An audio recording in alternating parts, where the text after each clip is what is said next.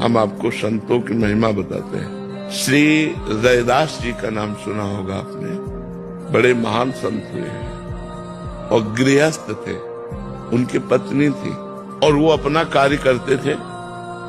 इतने बड़े सिद्ध महापुरुष हुए कि एक पंडित जी गंगा नहाने रोज जाते थे, तो रैदास जी से कहा कि रैदास जी कभी गंगा नहाते तो होते ही, तो उनका हम अपने कर्म को ही पूजा समझते हैं, आप रोज गंगा नहाने जाते हो, ये 2 केला है, बड़ी कठिन कमाई के हैं, गंगा जी को दे देना, कह देना रैदास जी ने दिया है। पंडित जी ने ले लिया और जब जाकर गंगा जी से कहा कि रैदास जी ने ये 2 केले आपको दे, तो गंगा जी में से हाथ प्रकट हुआ और 2 केले लेके समा गया। फिर थोड़ी देर में हाथ प्रकट हुआ और आवाज आई कि स्वर्ण का जो कंगन है ये रैदास जी को हमारी तरफ से प्रसादी दे देना, गंगा जी ने। अब पंडित जी ने देखा आसपास तो कोई है नहीं और इतना कीमती कंगन रैदास जी को कहा, तो वो दूसरी गली से चले, तो खड़े हो गए रैदास जी के सामने जाके। जिस गली से चलते वापस फिर वही रैदास जी के घर के सामने खड़े हो जाते।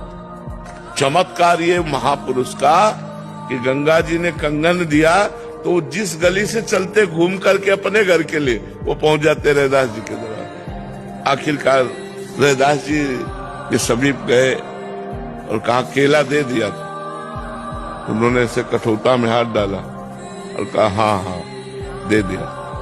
उनका गंगा जी ने आपके लिए, तो कहा हम इसको क्या करेंगे, आप ही रखें। तो उन्होंने कहा कि ये तो धोवन है, इसमें आपने, तो उनको जानते हो क्या कहा था, सब कोई जानता है उनकी प्रसिद्धि इस बात की, मन चंगा कठौती पे गंगा।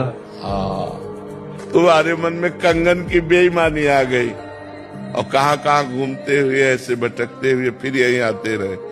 मन चंगा तो कठौते, अपना कार्य करते हुए बड़े बड़े सिद्धों को उसी कठौते के जल से फेल कर दिया, बड़े बड़े सिद्धों।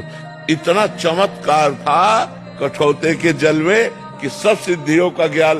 तो अगर हमको भगवान ने किसान बनाया, व्यापारी बनाया, मास्टर बनाया, डॉक्टर बनाया, वकील बनाया, हम ईमानदारी से अपने कर्म को करें और भगवान का नाम जप करें तो सर्वलोक महेश्वर भगवान उसको पूजा मानेंगे और आप उससे परिपक्व हो जाएंगे।